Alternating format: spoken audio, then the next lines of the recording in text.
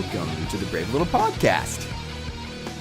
Aaron Alvarado from Los Angeles, California, and Skylar T.O. from Dallas. There's a baby sleeping Oh, here. that's right. Skylar is sleeping next to his... I'm actually not baby? sleeping. There's a baby next to me, though, but let's just get back to the podcast. She's not sleeping?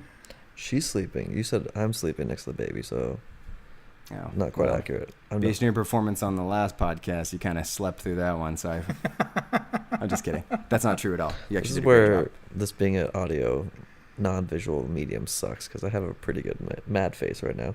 Well, to be clear, we are recording a video version of this. One of the reasons why I'm wearing my I Saw Dunkirk shirt, for those of you listening to the audio version. And I'm actually wearing the free Dunkirk hat that I got. Shining a spotlight on that. Can we say that it's like morally very problematic that they made an I Saw Dunkirk shirt and a terrible Dunkirk hat for a movie about like 100,000 English soldiers dying on a beach? Whoa. First off. French too. Come yeah. on. Yeah. Nobody cares about the French. It's a miracle. I mean, they should have all died, but instead, so many of them lived that I think it's worth. I hope on the beaches of actual Dunkirk in France that they have like little like souvenir shop that sells shirts that literally say like mine. I saw Dunkirk. Guys, if I ever find a time machine, I'm not going back to kill Hitler. I'm just getting an I Saw Dunkirk shirt and then taking it to the beaches of Dunkirk with an iPad that has the movie on it. And be like, guys, I know this sucks really bad right now. And like you're all formed in these lines that I don't quite understand. But check this out. This will all be worth it. In 60, 70 years when they make a movie about this, that's awesome. Yeah, your characters won't get names, but you guys are going to look awesome. No. We're going to get into Dunkirk. This is an episode all about Dunkirk. But before we get too far down there. But before it's all about Dunkirk, something else. What? Much more important. Yes. Mm-hmm. Oh, yeah. Dunkirk can wait. Okay? All right. Like, to be clear, Dunkirk happened 18 months like before U.S. got involved in World War II. So, I mean, as far as I'm concerned, that was just like the appetizer. You know what I'm saying? Like, that's kind of... This is going to do like huge numbers overseas, right? Like, not Germany, but like... Well, I hope so, because 50 million isn't super eye-popping number for a domestic, opening weekend. It's not good. And this won't play in China. Oh, that's right. China doesn't admit World War II happened. Well, they admit it. That it just won't do any numbers there. Like, it's going to... This is going to be a huge loss.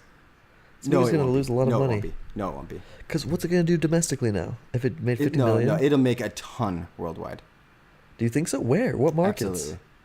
Absolutely. I mean, Nolan has a great track record of worldwide box, number one. Oh, no doubt. But this isn't like your typical... This is not Inception. You're right. It's not. It has very limited I don't think that's going to stop people from going to see a war. War movies do well domestically, regardless of who's fighting in that war. Like, China is an X factor. I think you're probably right. I don't think... I don't have the data in front of me. I don't know that war movies do super well there historically. But internationally, Dunkirk is going to absolutely destroy. I don't know. We'll see. I hope so. We'll see. But it's the San Diego Comic-Con going on right now. Where we are right now. All three of us are at the San Diego Comic-Con. We are live at Hall H, and that's what's incredible.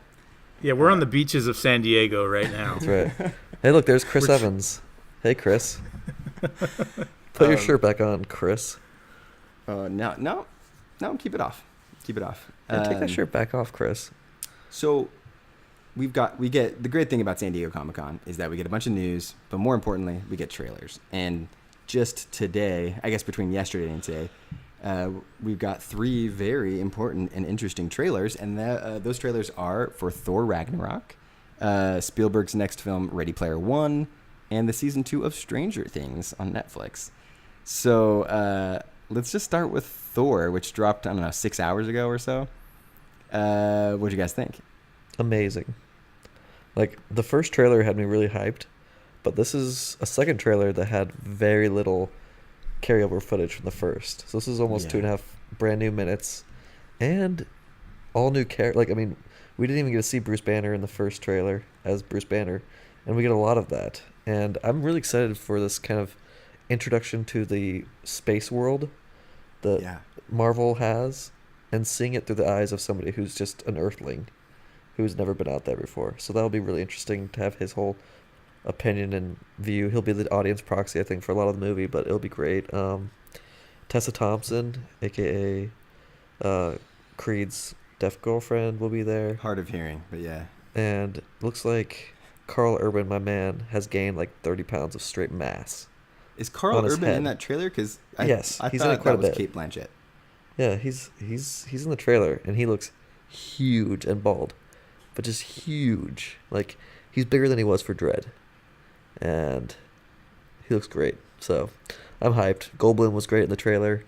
We got to see more. Like, it is amazing to me how Hemsworth has just taken on Taika's personality in the Yeah. way he's playing Thor, and he's so freaking cheeky and Well, likable.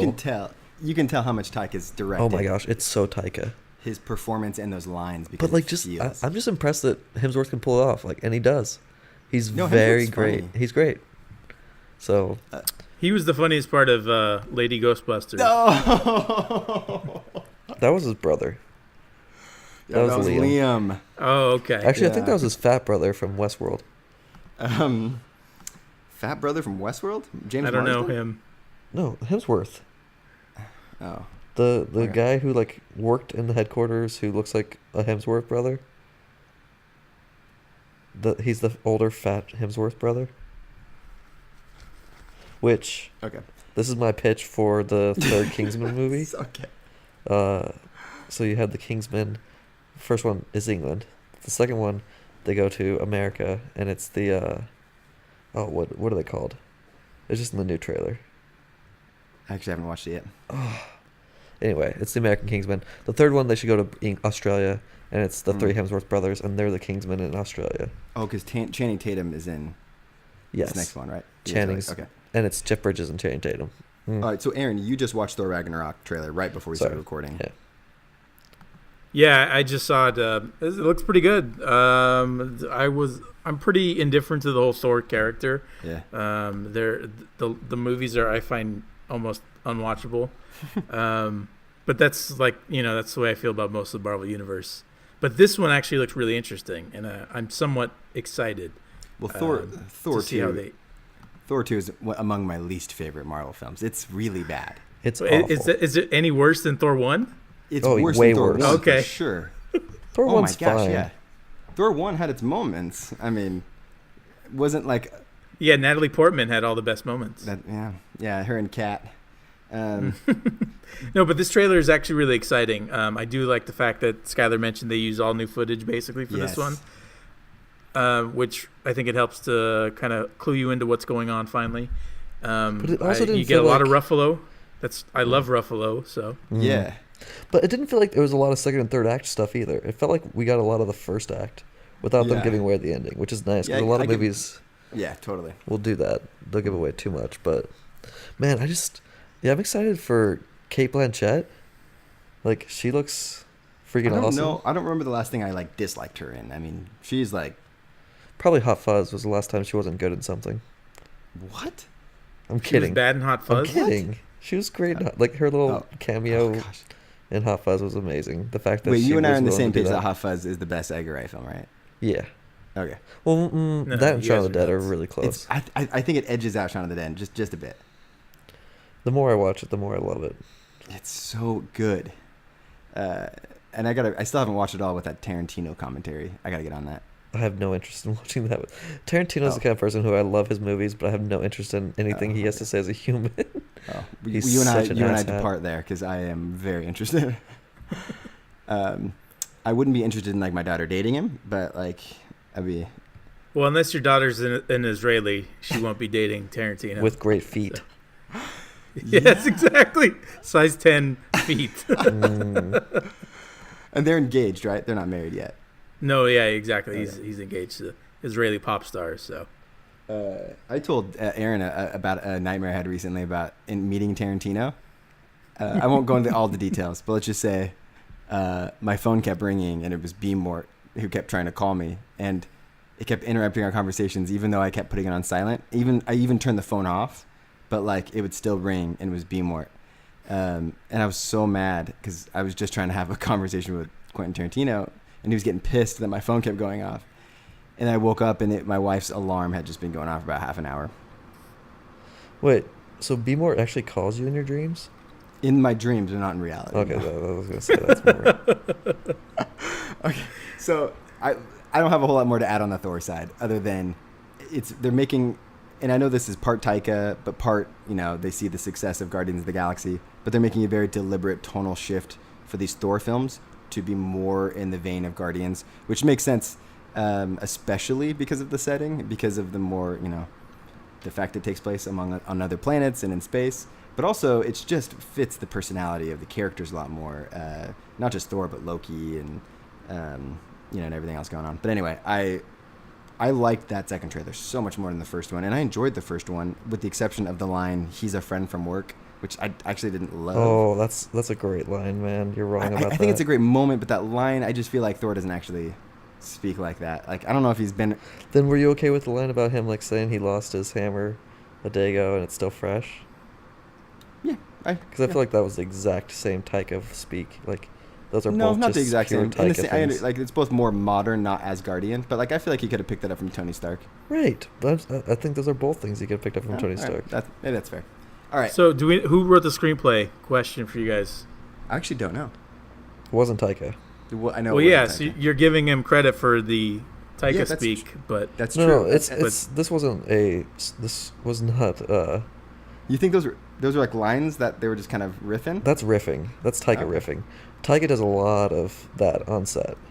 Well, if there's one thing we know that the Disney folks don't love, it's that. Because so you never riff. What We Do in the Shadows had like really no script. It was almost Well, look entirely who's starring riffed on in it. set. Yeah. Taika was starring in it. Jermaine. With Jermaine. Well, Chris Hemsworth is not. He's not a comedian on the level of Right, the but cast of. I'm not saying Chris Hemsworth's come What up with We these Do in lines on Shadows. set. I'm saying Taika's come up with these lines on set and feeding them Oh, to so he's the Chris. puppet master, is what you're Yeah, saying? exactly. This is all Taika. Thor is speaking as Taika. See, I could get, like, I can kind of get behind you to a point because I can see how it's like Taika. Where you lose me here is that, like, Marvel's never letting Taika doing that. Like, Dude, never. That's what is blowing my freaking mind about this movie so far. But Chris Miller and Phil Lord just got fired for this reason. Right, but I'm guessing he didn't go to the extent of having fart jokes or butt speaking jokes. More Ace Ventura humor. That never happened, by the way. That's such bullcrap, but it is wonderful. I love that, how that was like an anecdote reference. Like, But just the visuals of this movie. I remember the first Yeah. pictures that came out from it where Thor doesn't have his hair and he's got the war paint on his face and all the color and everything. Like, yeah. it almost felt like they were trying to do Guardians too much. But now seeing like yeah. the posters that have come out, it's so saturated and so beautiful. Like, it looks great. incredible, and everything, like the way they have done the title cards and like even the Marvel Studios title card, it all looks freaking awesome. It looks great. Like, I think it's gonna be visually the most interesting Marvel movie we've had so far, and I'm very excited about it. All right, next trailer, Ready Player One, which is an audiobook that I'm in the middle of. I know Aaron has finished. Have you read the book or listened to it, Skylar? I have not. I just listened to the podcast, What? Pod? the Ready Player One podcast. They they just have take the a book podcast? and then they just read it one episode at a time. Oh, I fell into your trap. Dang it. I'm better than this. You are better than this. You're way better than this. I'm very much interested in seeing this. I really have enjoyed the book so far. I can say that the trailer didn't blow me away, and I'm starting to get concerned, and I hope it doesn't cause me to not finish the book. Aaron, what do you think? Well, the book is actually really entertaining. If you have any sort of interest in like 80s, 90s, it's actually mostly 80s references. Mm-hmm. It's a lot of video game stuff, a lot of movies and TV shows. So if you have any sort of like a any sort of aversion to like books that are really referential to pop culture, then you're gonna hate Ready Player One. Yeah. But if you do like that stuff, you're gonna love it. You're gonna eat it up. And so that's what I was hoping they would do with the movie adaptation, which Spielberg is directing himself. Big mistake number one. But Don't blast like, me. I gotta be honest. I can't pull any punches here. I was completely disappointed by the trailer. I know it's just a teaser. I know it's just the very first things we're seeing about it, but for me, it just everything about it looks wrong. I think I don't like it. My biggest issue with the trailer is that like a minute of it is spent on them getting into like a NASCAR simulated race or something like. And they look like NASCAR cars, and honestly, it ended up looking like a scene from Spy Kids 3D. Yeah. Where they have this Tron race or and like something. they're going up in these jumps and stuff, and it just looked cheesy. Like it looked It corny. really does. It's And- like they didn't have enough time to do the CGI. They have, you got Spielberg money, so you can do whatever you want. And it's just, it felt unfinished. Like, Oh, I don't know. yeah, I'm sure it is unfinished. But are you telling me that you seeing the Iron Giant didn't sell you on the movie? That was actually kind of cool. Of course, it's cool. That's the whole reason you read the book, because you know. find that kind of stuff cool. And But seeing it on the the screen is DeLoreans. just exactly the DeLoreans. There's a lot of Pac-Man references, and Yeah. I oh, don't like know. Guardians of the Galaxy 2? No. Even more than that. No, like Pixels. Whoa. Exactly. Not as good as Pixels. Not as good as actually. Pixels. Guys, No. can we do a Pixels pod? I was I just- reading. We need to. Yeah, absolutely. Give us some more time so people can appreciate it, and then we'll do it. People and then will we'll love do one that. on the cobbler. I was on Twitter. Eric Vespi from Ain't It Cool News tweeted out after seeing the Ready One Player trailer at Comic-Con. He said Spielberg's Ready One Player adaptation is going to be a big nostalgia trip. Prepare for the Snark Brigade to go after it with sharp knives. And There was it makes nothing me nostalgic wonder- about that trailer. No, but the whole movie is I don't know how much you know about the story, but everything is about this dude that was obsessed with the 80s, creating this virtual reality world that's absolutely chock full of 80s references. Like that's actually the actual story is about a nostalgic experience in VR. It's And a so- treasure hunt through a nostalgic yeah. world. So then why doesn't he- it look like that at all? Like they could have No, no, easily it made it doesn't. look 80s and stuff. Like make it look like the next trailer we're going to talk about. Like have Yes. it be 80s-ish. People Right. would love that. It's so hot right now. People Even Yeah, I love the know. 80s. That's what's funny to me is I was expecting like neon Me too. colors, like 80s music, and I was watching this being like, oh, this looks like a bad Minority Report. Like, Yeah. It looks like Valerian, is what it looks like. yeah, Ooh, yeah, no. burned. Ooh, yeah, that's a little too soon. Okay, so speaking of 80s nostalgia and referential content, a huge, I would say, I don't want to put it negatively, but the Duffy brothers participate in nostalgia porn. However, they also participate in great filmmaking and great writing, and that's what made Stranger Things Season 1 so good. And the Season 2 trailer dropped today. And you know what, boys? I loved every second of it. I am all in. It's a great trailer. I love Halloween. And Oh, so yeah. for this whole thing to be based around Halloween in this And world Thriller. and oh my, like 80s Halloween now, like I experienced 90s Halloweens, but like this is just I love it. And I love the simpler time when Halloween was different and like kids just went trick-or-treating by themselves, and because I experienced that much, and like Ghostbuster uniforms and biking around. I'm so Yeah. in. This is back when you could go like trick or treating and eat the things that you got that were unwrapped, and it was fine. You Yeah, know, like exactly. you didn't have to worry about that. Before Bin Um, Laden ruined everything on 9/11. It's amazing how much I don't care about the use of nostalgia in this case. Like when there's a quick scene of the Ghostbusters like ghost catcher thing that's shaking, and just the idea that these boys caught something supernatural in that container has me really excited. Well, that's the Ghostbusters sequel that we wanted. We wanted a prequel starring Absolutely. the kids from Stranger Things. All males. Exactly. All No males. girls. 11's not allowed to be a Ghostbuster. 11 doesn't even come in till the very end of the trailer too, which is it sad that I didn't even realize she was not in the trailer till she appeared? I was That is like, pretty oh, sad because I yeah. think they're kind of hinting at her the entire time. Yeah, that's true. Well, I loved it all. I'm pumped, and I'm with you, Skylar. I love Halloween. I have a lot of great memories. We of need Halloween. more I'm just- Halloween in pop culture. Like It's the biggest issue I have with the streaming world we're in now, where shows are streamed and then you just eat it all at once. You just binge it. Is we've lost the holiday episode, which Yeah, I loved. right. Holiday episodes growing up. The Halloween episode of every sitcom you loved. The Oh, yeah. Christmas Oh, yeah, episode. The What'd Thanksgiving you think episode. of the Treehouse of Horror? That all the ones that you sent you. Simpsons. Look, Yeah. guys, here's the thing: is I don't hate the Simpsons. Mhm. I think it's fine. It's just not as good as BoJack Horseman, obviously. Oh, so Well, much. how can you make that judgment if you've never watched more than two exactly. episodes? I've seen like 80 episodes of The Simpsons. Oh, I doubt that very much, actually. So when I was at BYU, I don't want to out anybody here, but like we had a residence RA Name who names. was a gay man, and Mm. his like gay boyfriend lived in one of the dorm buildings by himself because like all the dorms were empty except two of the buildings, but they still had RAs who lived in the buildings just to like make sure no shenanigans were going down. But shenanigans were going down gay with stuff. the RAs. Anyways, Did they quarantine the gay men at BYU? yeah, Is that what you're telling me right now? that's exactly what I'm telling you. Why doesn't that surprise And one me? of them was obsessed with Simpsons and had every DVD box set of them, like hundreds of dollars worth of DVDs.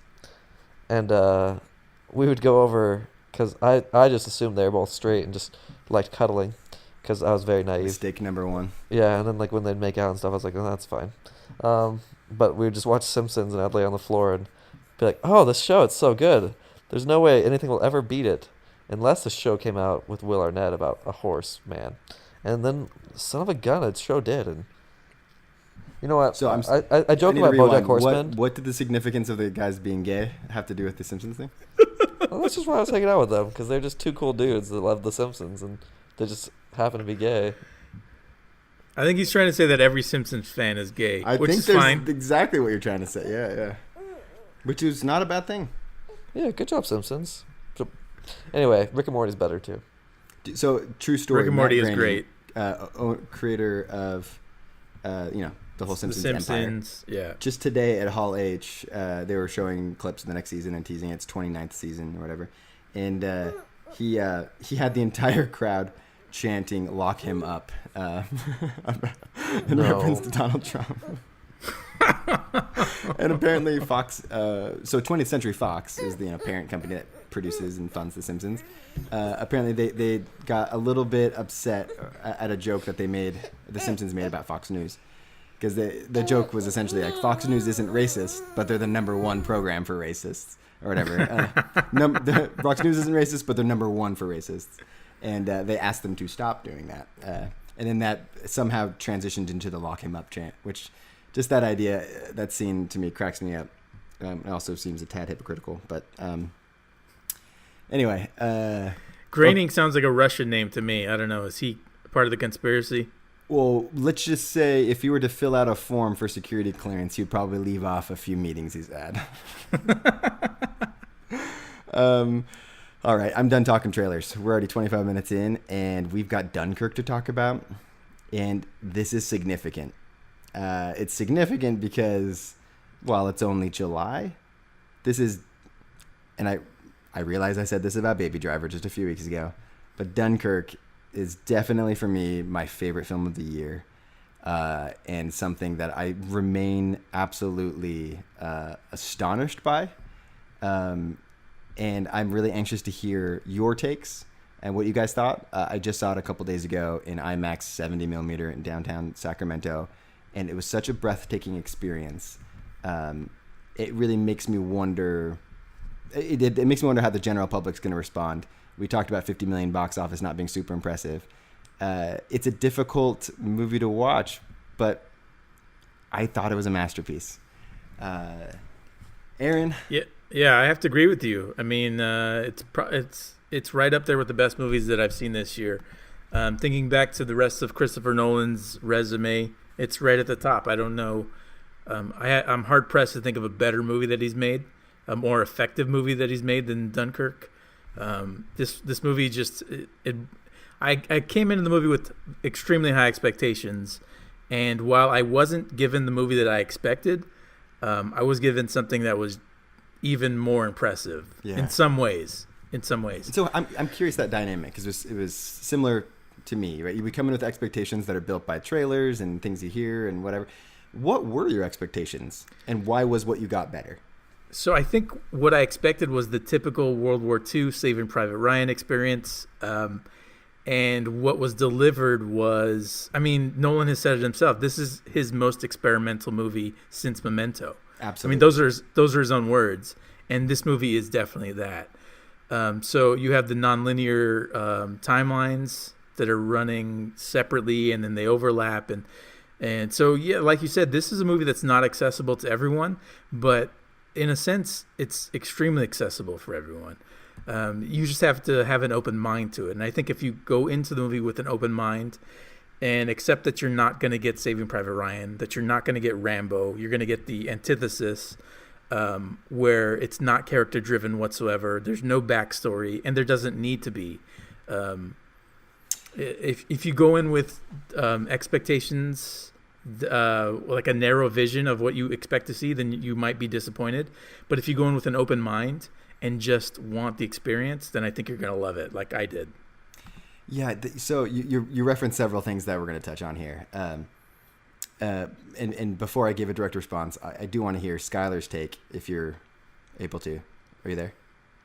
I'm here. I just have Eleanor is kind of getting a little cranky, so I might give you a take and then peace out. You're fine. Just jump on in whenever you're. Yeah, I'd like to hear what she thinks about it. Yeah, Eleanor? she didn't get to see it. She's not quite there for the PG-13 rating yet. She's only allowed R's right now, or NC-17. She really likes that urban cowboy. I don't know what her deal is. Although I think that's been downgraded to an R now. Neither here nor there. This was an exceptional movie. Eleanor, it's okay. Yeah, we're just talking about Dunkirk.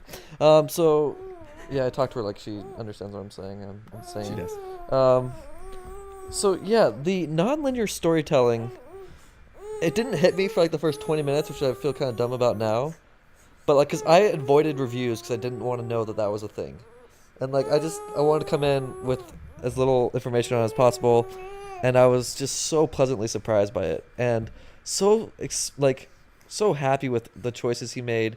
The fact he didn't make this as mainstream as he could have possibly made it. Like, I love Inception, but Inception's incredibly accessible, I feel like, too. Mm-hmm. This is not accessible in a lot of ways, and I feel like all those ways worked for me really well. I loved it. I loved those choices. I loved Tom Hardy's section. Like, those were visually the most incredible scenes I've seen in a movie. It's outstanding. Maybe. I don't even know. Like, just the craft that went into making that was incredible. And then to be able to see it on a 70mm showing in a massive IMAX screen, like, I can't even imagine watching this in like an Alamo Drafthouse type theater where like the screen's 20 feet, 30 feet. Like, that'd be terrible compared to women. Go see this in IMAX. Go spend the money. Hey, Skylar, before you go, can you just where do you rank it with other Nolan movies now that you've seen it? Only behind the Majestic, or the Majestic? No. I'm thinking of Prestige. The Prestige. Okay, so Majestic with Jim Carrey, number 1, where he's in the Red Scare. The number 2 is actually I'm gonna have to go with the Paul Giamatti magic movie he did the same year as he did Illusionist. So yeah. the Delusionist is number 2. The Illusionist is number 3. The number 4 is the Prestige. Number 5 got Dunkirk. Then Leonardo DiCaprio movie with Inception, and then all right finishes that my list. Then Interstellar comes in at the very bottom. Yeah. I like that. That's good. Yep. So it's been fun, guys. Enjoy the rest of the pod. I'll listen to it Peace. tomorrow. Have a good night, bud. Bye. Right. All right. We will continue. I don't think he saw the movie, by the way. No, he didn't. No, he didn't. His baby didn't let him see it. That's okay. I totally She's saw the- the movie. He's still the the driver. movie. He's still there. Still Oh here. no. I'm still no. here, and I'm going to defend myself because I saw the movie. Screw both of you guys. I loved it. You know how I know I saw the movie? Because that Harry Styles was so cute. Well, look, I've got my T-shirt. Exactly. Aaron's got the hat. got a hat. What do you have to say that I saw Dunkirk? My 11:30 a.m. showing did not have any swag. They just said, go home and think about World War II and all the people who died, and don't wear swag about it. And so screw So both they of you didn't guys. provide swag, really? No swag. Oh, that's weird. Maybe it was just the people who saw the very first show. I did get some garbage popcorn, but that's it. That's good. That's good. Worth That's it. the Actually, I real didn't have any swag garbage right there. popcorn. It was too early of a showing. Dang it. Cool, Okay, dude. Well, if you wouldn't bye. mind sending me your audio file once you get off. I'll that'd be send it, but no more talking crap on me once I get off. awesome. No, I knew you were still there. Is he gone yet? Is he gone yet? Okay, bye. All right, peace. See ya. So, you mentioned a couple things about accessibility, which I think is really interesting. This is a PG-13 war film that, if I recall, when it was announced as PG-13, both you and Skylar had an adverse reaction Oh yeah. to him doing that. Now, what's interesting about this is if you're making a war film and you're Christopher Nolan, right? You're at a stage in your career where you've had the success where you can have whatever rating you want on this bad boy, okay? Like, the studio is not forcing Christopher Nolan into a PG-13. This was a choice by him to make it PG-13, and it makes me wonder why. It's got to be accessibility, right? It's got to be the desire he has for more people to see it. That probably plays into some of it, but I think It didn't need to be. Exactly. So my thoughts are that just after experiencing the story that he wanted to tell, I cannot think of a reason for him to go R. I mean, yeah, you could have had a little bit more blood and guts, but even then, we know from past movies you can have a ton of blood and guts and still be PG-13. Yeah. Yeah, I don't know. The movie is very light on dialogue overall, and I think that's where a lot of the R-rated movies they earn their R, is right, with dialogue, especially in a war movie. Yeah. And he just doesn't even go there because there's not a lot of dialogue in the movie. No, there's not. So I think this is the vision that he had in mind. It just didn't need to be PG-13, so he didn't need to push the envelope. I'm guessing, at least. Yeah, no, I think that sounds right. I don't think he writes a script thinking necessarily with a rating in mind. And I think he writes a script, you get it figured out and you look at it and like, what does this need to be? And like you said, the story he wanted to tell was it just was PG-13 material. And I think it's great because it wasn't any less effective in terms of, imposing the sense of dread and doom and despair on the audience in different moments. Yeah. And it was pretty constant, especially in those first two acts. I mean, there's not a lot of breathing room in here, both for those moments and the score on top of it that definitely drives that home, so much so that it might be one of the very few negatives parts of the film, in my opinion, with a score that overall I actually really liked, but in a handful of moments I felt like was a little too much. The movie itself it's the most tense movie one of the most tense movies I've ever seen in my life. Totally. There's we talk about edge of the seat stuff, and this movie is above and beyond any of the edge of the seat stuff I've ever seen in a movie theater. It grips you from the very beginning. That opening, the opening the sequence, first scene. Oh man, the opening sequence it's perfect. I mean, for the rest of the movie, it sets the tone perfectly. It captures everything that is going to come after it. So, and it's like you said about the score. And I don't want to focus it on can be heavy negatives for a movie that I absolutely love. A movie I literally called a masterpiece. Yeah. Right. So if we're going to look for any sort of weakness in this movie, I personally feel it's the score. Yeah. Hans Zimmer. I mean, we know what he's good. We know what he does. Yeah. And he's teamed up with Nolan plenty of times in the past. I don't think this is his best work. But that's just me. What do I know? No, I think it was fine for what we needed. Again, it was just a handful of moments that it was a little bit too much with the ticking clock. And then it also affected some dialogue, which is a weird thing that Nolan has this reputation for it, from Bane in The Dark Knight Rises to whatever, where Nolan just doesn't care whether or not people can understand what characters are saying. And in this film, otherwise, in a different movie, it may have actually bothered me, but I didn't care one bit in a few of the moments where I really didn't catch what was going on. And it happened, several times, but it was never something that I needed to know, or the gist of what was going on was clear, but also the chaos of war was such that's I didn't need to have it spelled out for me. I didn't need to have every line of dialogue perfectly enunciated. Yes, and I think that goes to the bigger sound design that Nolan had in mind when he made this movie. This is one of the loudest movies I've ever heard. Mm-hmm. The amount of clear effort that they put into designing the sound and crafting the sound, and it's apparent from the very beginning. There's a scene that I'm thinking of right off the bat where a German fighter pilot is strafing the beach, and it is absolutely terrifying. It's jarring. It's physically jarring, the sound that the fighter plane is making as it's coming down on the beach. I remember looking down at the lid on my drink. It was shaking from the sound. It's rattling. The sound is rattling, and it's so effective, and it's necessary. And I love the fact that he did it. Again, going back to the opening sequence, there's machine gun fire that it scares you. It's so loud. I physically felt scared. Absolutely. And I loved it. I did too. It's such an experience. Nolan filmed this in a way that puts you in the action, right? You and I are never going to know what it's like to be in war, and certainly not World War II. and a film can only capture, just a small, tiny, tiny, tiny piece of what that might be like.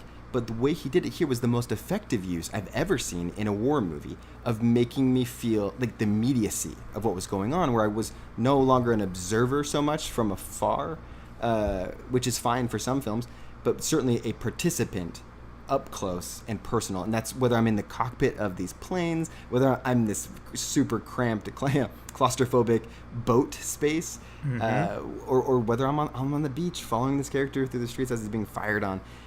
Which being fired on by completely faceless Germans. We never see a single German in the film, which I think an actual face or person, which I thought was incredibly smart and effective.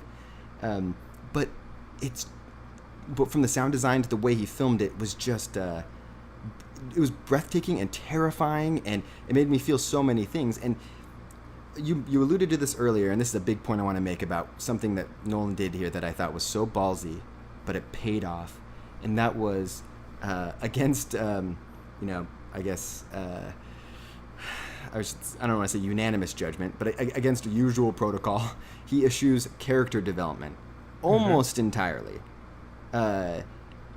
Instead, I guess in lieu of throwing you in the action, having you experience it with these people, and giving you little tiny tidbits of these people's personalities and who they are based on their actions and what they're doing, not through stories and exposition, which, again, something Nolan has been, people have given him crap for in the past.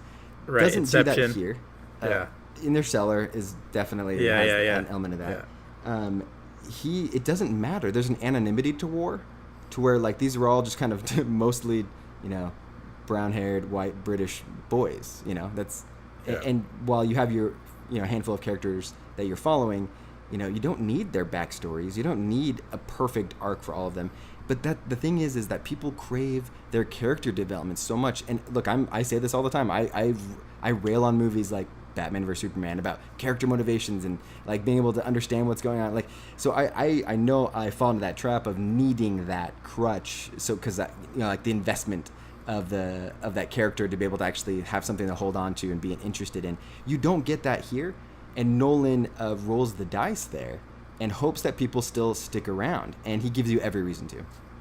Right, and that applies to my point that I made, that this is the anti-Private Ryan, where Private Ryan is literally about one guy who's the most important piece of the entire movie.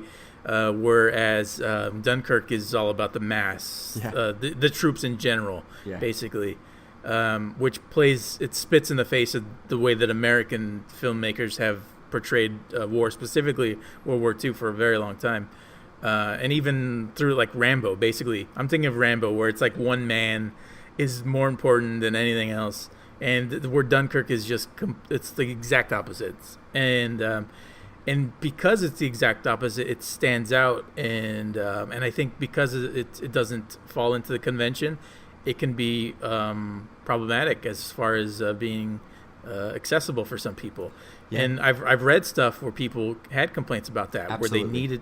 where they felt like there wasn't enough dialogue. They felt like they didn't understand who these people were. They couldn't understand, or they didn't care about the characters because they weren't given enough backstory. And for me, it's just like I didn't need it.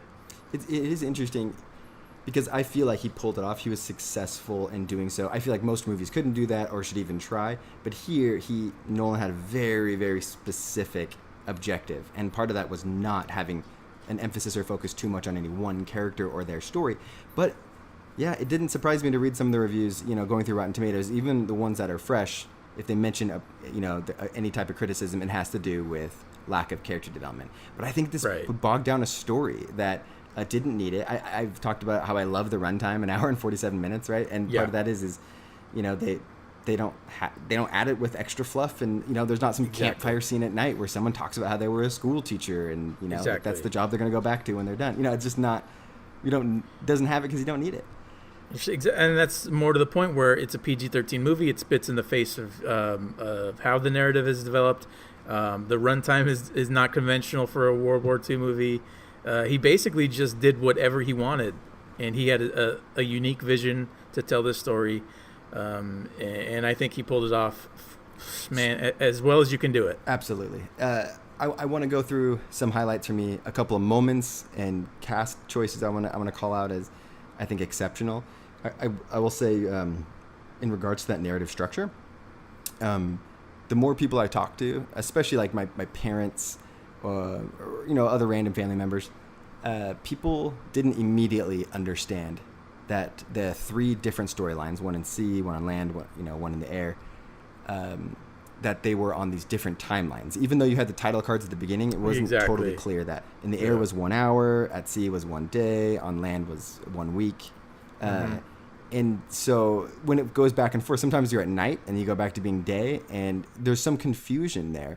And I would like to think that confusion is resolved, in this pivotal moment, which was actually a moment that I liked a lot.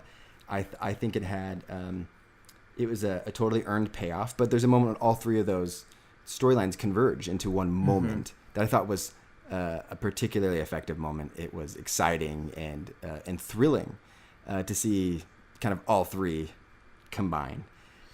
Was that cheesy to you at all, or did that work? It works, but I think that for me, the movie does veer into a little bit of the cheese factor towards the end. And this is where you and I disagree. Right, exactly. So I think that it's hard to resist putting a bow on something, the story's so epic like this. But he does put a bow on it, and for me, that's not. I don't particularly care for a movie that has a bow on the end of it. And he gives us one, and he gives us a character that was formerly steely-eyed, who is now in tears, saluting the boat as it drifts off to sea. For me, like that none of that stuff worked, and I just found it laughable. I feel like if home came for you too, Aaron, you would also have tears in your eyes. Sure. Look.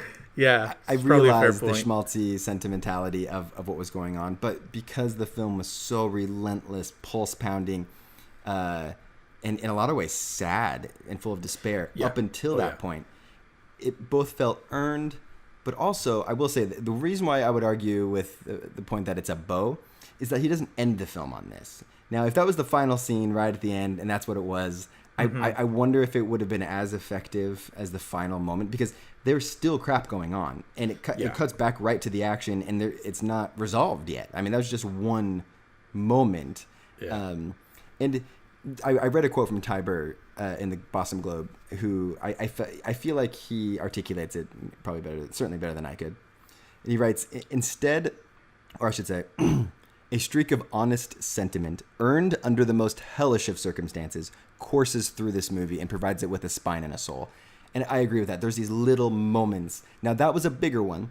I'll point to a smaller moment that absolutely worked on me. And this is when the shell-shocked soldier, played by Cillian Murphy, a Nolan staple, he knocks this poor kid, George, and hurts him very badly. I guess we're going into spoilers. But, he gets a bonk on his head, which ends his life. But he knocks him down. The guy doesn't know what he's doing. He's obviously suffering PTSD, which, at the time wasn't, they didn't totally understand what that was.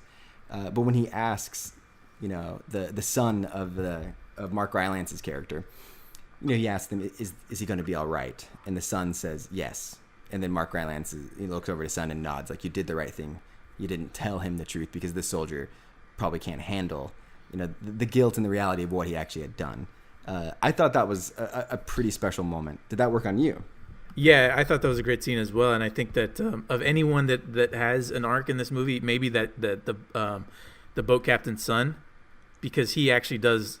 We do see development from the very first, from the very opening scene, the very introduction of him to the end, when he basically becomes a man after experiencing all that he experienced in that one boat trip. That's interesting that you point at him. I didn't think of him as having a big arc necessarily. Was there something very kid-like or something? Yeah, I think when they shove off, he's basically just the kid. He's not really. He's just the guy's son. Yeah. And by the time that he experiences all the rescue efforts and getting going head up against a fighter pilot, I think that he comes out the other end as a different person. So I think if anyone has an arc, I guess he kind of does. But and specifically that moment when he doesn't judge Cillian Murphy's character for killing his buddy, basically. Yeah. I mean, he understands, and I think that's part of his maturation process. Instead of reacting like, you killed my friend, Yeah. He took his father's words to heart, and he mixed that in with his own experience that he just had, which is incredibly traumatic for himself. Absolutely.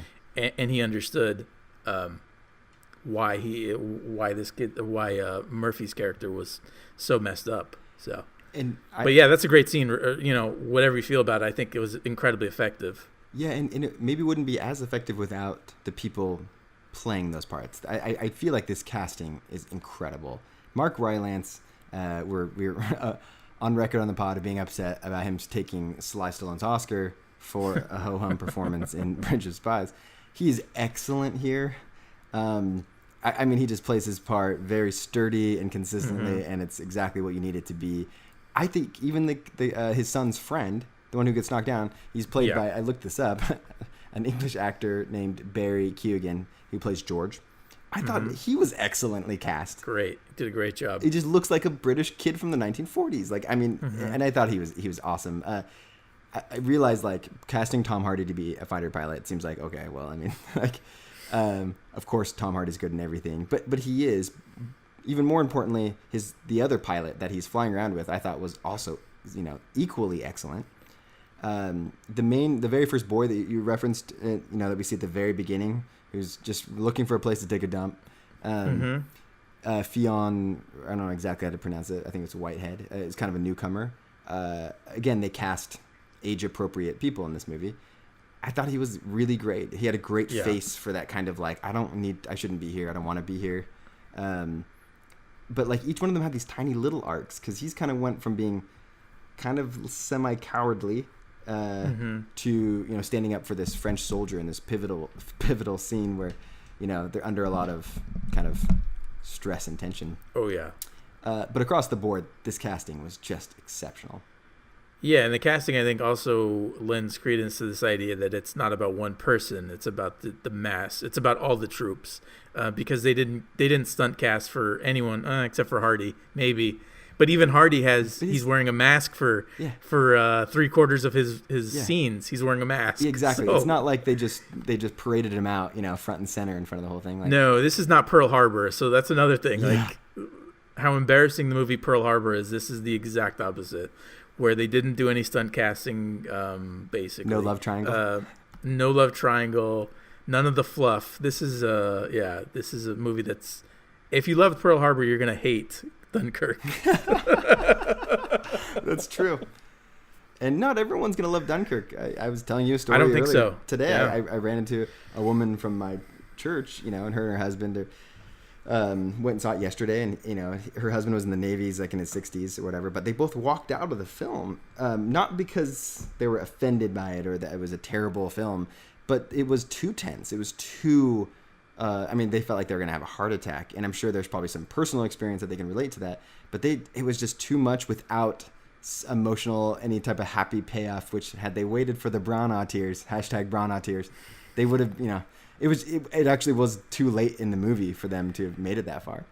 Yeah. Do you, you got to remind me, does Branagh give a little poem? Does he say a poem like before he starts crying? No. Am I remembering that wrong? No, I think you're definitely remembering that. They do repeat the line I wish they wouldn't have. As you can practically see it. And he says, what, home? And then he says, what do you see? Home. It was a little, that part was probably a little on the nose. They could have had no words there. It would have been just as effective, if not more. I just have a feeling like they gave Branagh, say this little poem right before you shed your tears. And it's just like something about beautiful England. And oh gosh, you remember it more cynically than it actually was. That's hilarious. I'm just thinking they cut that part out. Yeah. Oh, that's on the cutting room floor. Yeah. Too much. That's in the extended cut. Yeah. Oh, absolutely. I'm sure. Because we know Branagh loves his Shakespeare. So. So I know we've talked in text about you, me and Skylar, some of our favorite moments, but of the stuff at land and at sea and in the air, is the highlight to you the stuff in the air? Is that the? I think that's the easiest to point It to is. because they really, I think they captured so effectively the dogfight scenes. Oh yeah. It's the most exciting stuff. And I think, like you said, we don't really see Germans in this movie. So this is the one time that this is the one timeline where we see Germans getting their comeuppance. So at least you see the plane, even though you never see the human. Yeah.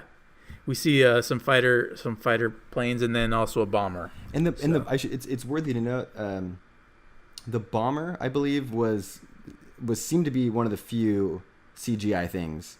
But the actual, I think that was pretty obvious. Yeah, in the one scene it was, but I'm amazed how much the rest of it wasn't. Like when the British soldier lands that plane, that's a real plane, and these ships are real ships. That some of them are actual wartime ships they're using. And I've read some stuff on Nolan talking about how they couldn't get the actual British ships from that era, but they could get the French one, and they dressed it up to look more British, but it was actually in service at that same time. I mean, there was a lot of painstaking effort to get the detail and historical accuracy right. And so seeing actual ships sinking and actual planes crashing, it just reminds us of what we already know, that practical effects just make a movie so much better. Yeah, it absolutely does. It lends to it the credibility, the fact that we don't have to suspend our disbelief. Are we really looking at a British battleship? Even though we aren't.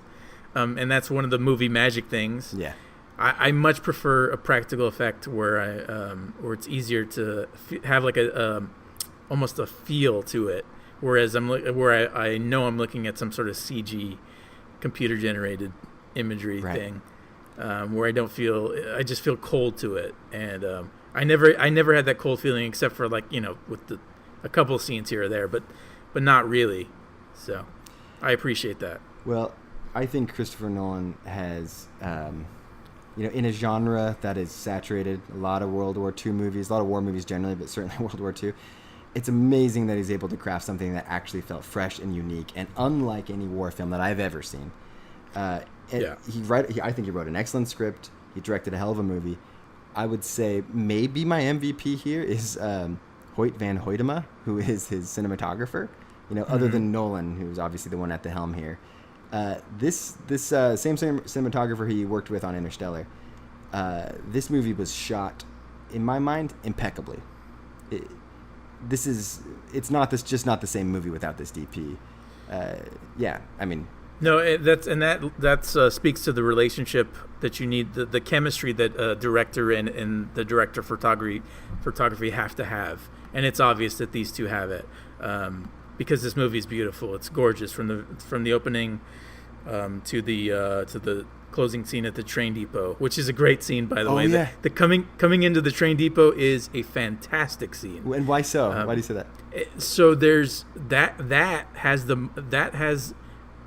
could easily be one of the bow on the end where it's a little sappy, but it's not. And this is where I have to give some credit to Harry Styles, because his character is so disappointed in himself. He's so downtrodden. He feels like a failure. And he brings all that to the scene, and he grounds it. And he resists. His character specifically helps to resist that sappy bow on the end feeling, even though that is. I mean, they're free. They're home free. Yeah. But he gives a really solid performance. Even so I have to give dude's credit giving there. them the beers through the... That was great. Yeah. I thought that was great. It's historically accurate. So I was watching all sorts of Dunkirk documentaries and reading all sorts of articles. And the thing is Winston Churchill was giving these different speeches at the time, and England was obviously very aware of the situation because there was a call for civilian ships to go out and grab them. But the soldiers felt this general sense of dread that the idea of them coming back was that they were failures and that their people would feel like they surrendered. Like the citizens of Britain would not be happy to have them back because they went out to fight a war and they had to retreat. And so that the general sentiment among the soldiers was that we're going to go home to people who don't want us. And the fact is they cheered them on, not quite to the point of if they won the war, but the miracle that so many of them were saved when in reality they really should have been. I mean, they were sitting ducks and most of them should have died. It was a miracle that they saved as many as they did. And so they came home, And I think you're totally right. It's a moment of restraint from Christopher Nolan to not have these huge crowds with with the swelling orchestra music that's playing in the background. It's we've seen it a million times. Give me the newspaper, the beers, and it's just it communicates the historical accuracy without going over the top. Right. So that's a really powerful scene. And I love that that's how the movie ends. Like that's where it finishes. It's just such a great experience. So it's good. a really great movie going experience. I was blown away. I couldn't, I cannot think of a director that's alive today that could do a better job telling that story than Christopher Nolan. 100% agree. So, to the point that this dude, in preparation for the movie, and not even just for the movie, he's been very interested in the whole Dunkirk, Miracle at Dunkirk story for a long time. That a while back, he actually sailed one of those small boats across the English Channel just to get a sense for how long it took and what that scene looks like. And so this is a man, you can feel that personal interest and intimacy in the way he makes it. This wasn't just a script. I mean, this was something deeply personal, and for him, patriotic. I mean, he's a British man, and this was a hugely important moment for Britain.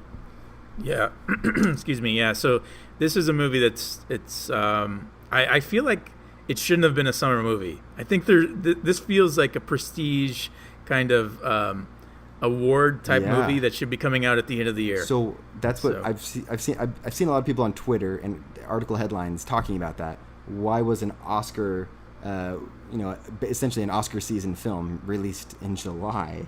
Yeah. And is that going to affect this movie? I feel comfortable I feel like it will get nominated for Best Picture. But it has to be. Yeah.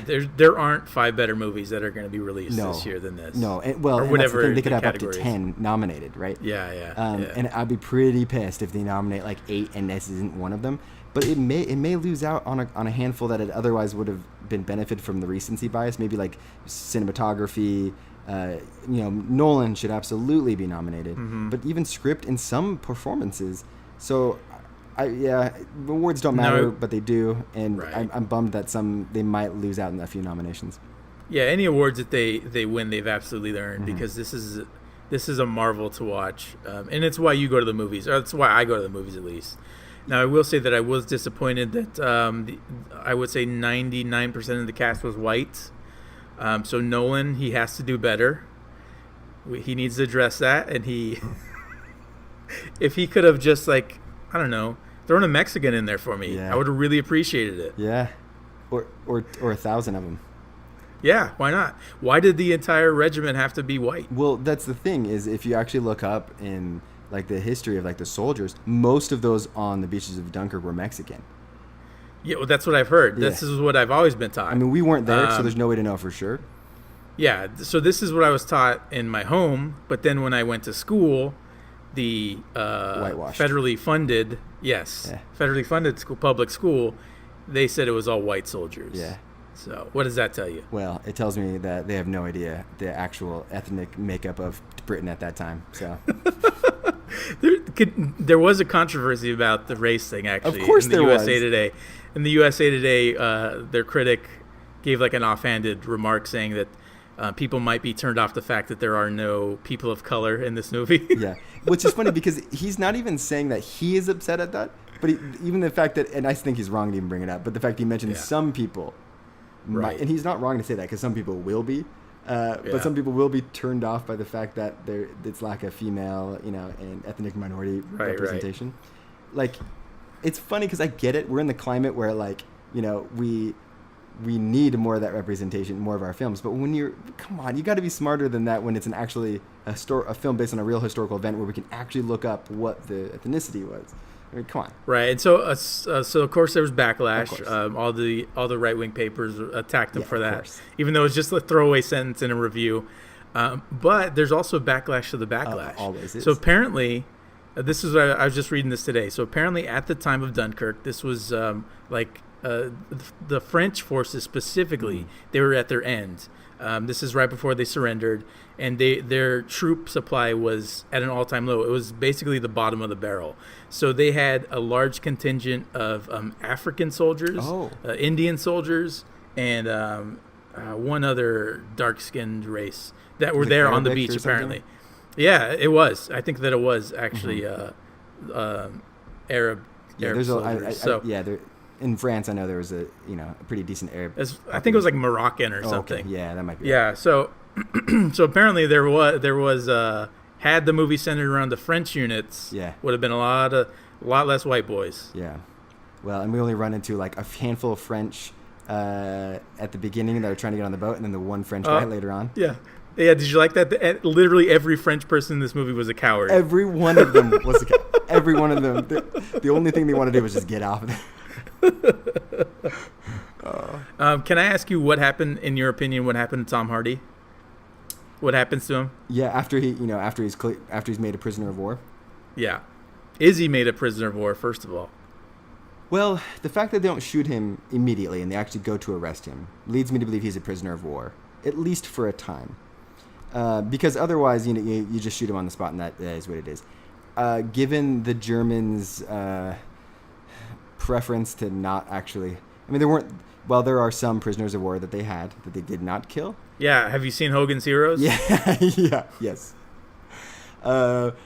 They definitely had a reputation for not keeping around a lot of prisoners, and so in my mind, he probably dies in some way, shape, or form while in captivity.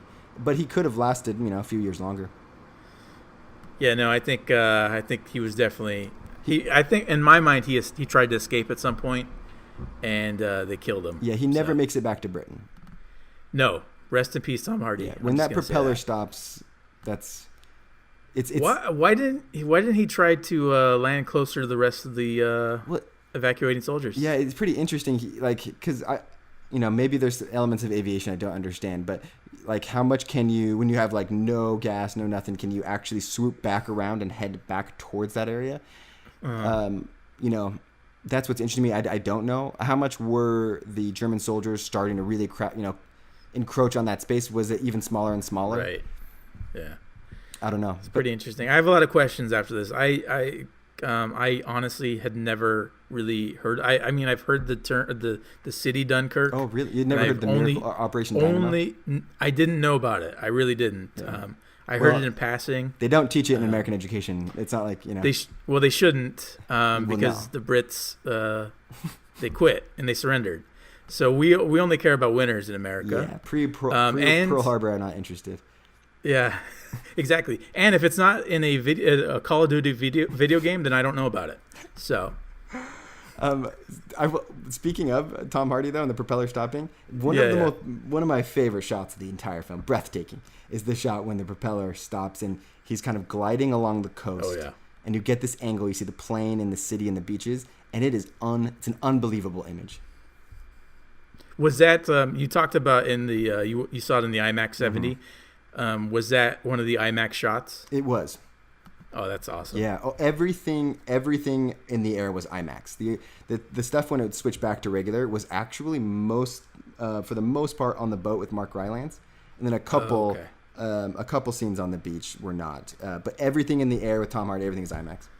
Yeah. So for anyone that doesn't know, we were talking about this before. David went to see it in the true IMAX setting, the IMAX 70. Yeah. So I think I read 75% of the movie was shot with the IMAX 70 camera, which is actually 65 millimeters. But anyway, but for the other 25%, they do what do they do? Like add bars it to it or something? Letterboxes it. Yeah. Oh, so it's basically like you're watching a vertical video on YouTube. It's about as jarring as that. Now, do they mirror the video on the sides where they do letterboxing? Yeah, and there's big white letters above and below the screen. Just you won't believe this World War II movie. It has the logo of the studio. It's funny because I've seen other Nolan films where he shoots several sequences in IMAX, like the whole opening bank heist scene of Dark Knight with the Joker is all shot in IMAX, and the rest of the film is not. So when it adjusts afterwards, you might notice, but you get on with the rest of the film and you don't really think about it. But because 75% of this film was shot to fill the full IMAX screen, it was very noticeable, during the 35 or whatever, or I guess you said 75%. So my math tells me 25% of the time. 25% of the time when it's not, it's like, I like this. That seems disappointing. That seems very disappointing. Might as well. I wonder why. I know it's a cost thing, but at 25% of just film the whole thing. I don't know. Right. Anyway. Well, so we did hear about there were some technical mishaps on the set. Yeah. There's a great story about them losing a camera. And there's a scene where one of the planes goes down and the pilot is stuck in the cockpit. Yeah. And I guess when they were shooting that scene, the camera sunk. Yeah, apparently the plane itself actually sunk a lot faster than the crew was expecting. And you got to think these IMAX cameras are not small, and they probably had to put this huge. very intensive rig because the shot itself is shooting up kind of from the dash of the plane to the. It's a very cool scene, but once that thing started sinking, the amount of time it takes to actually unhook it, they just couldn't get to it. Which is pretty amazing. I guess the way they saved that canister of film was to keep it wet the entire time. Yeah. Shipping it from France to back in the lab in L.A. And so which is an amazing story. Apparently that's an old filmmaking technique. If film gets wet, you can still develop it, but you got to keep it wet. And so they kept it wet until they were able to develop it, and that stuff is actually in the movie, and it's great. It's a great scene. Yeah, I'm glad they saved it because that's one of the best shots of the entire pilot hole. Oh, totally! Situation it's there. Great, and it's just another reminder why we never shoot digital, because that footage is gone. Well, you could do like The Room and shoot digital and 35 at the same time. Oh no! Did Tommy do that? Tommy Wiseau, he was a true visionary. When he got $6 million. Oh. Yeah, I think that this movie was such a technical feat that we're gonna probably come back to it at some point and maybe just do a follow-up review. Absolutely, because there's so many things that we didn't hit on. No doubt. But it's such a great movie. I can't wait to see it again. Even as much of a heart attack, intense film it is, I can't wait to see it again. It's and it's not even just the technical stuff. I honestly do think the actual script and emotional moments are effective. But we will also be talking about it when we do our top 10 of the year, because it will be in all of our top 10 somewhere, I'm sure. I need to be removed from. I need recency bias to stop being such a factor.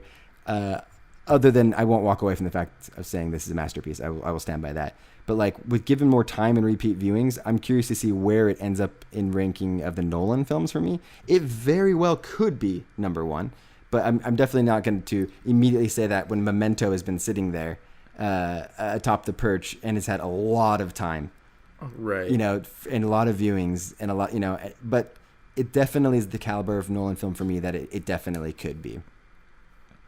Yeah, I will say that Nolan, he's an amazing director, one of the best working today. But for me, his movies aren't necessarily as rewatchable as some of my other favorite directors. But this one, I'm definitely going to give it another shot in theater, hopefully, because I think that's part of the whole experience, from the sound to the visuals. Well, you have to see this in theaters. Needs the experience in the theater. So yes. All right. Well, we went a little longer than we have gone recently. Hour 10. It was totally worth it. And grateful to have Skylar and Eleanor join us earlier. Yeah, man. Anything else? No, that's it. I will just say, if you're on the fence, go see this movie. You're gonna love it. Yes. If you love cinema in general, go see it on the biggest screen you can find. Yep. So. Loudest speakers too. Sit close. Also, I would suggest sitting close. Yeah. You were in the ArcLight a little too far away, huh? In the cheap seats. Yeah. I misjudged my seat placement. I usually like to sit in the middle section there. And middle wasn't close enough. No, middle wasn't close enough for this movie. For this movie, I needed to be even closer. Yeah. So I learned my lesson the hard way. Well, all right, dude. Thanks for joining me on the Saturday night. Of all the things you could be doing, you're here potting with me. All right, folks. That's it. Go see Dunkirk, and as we say, hold on to your butts. Thank you for listening to the Brave Little Podcast. Hold on to your butts.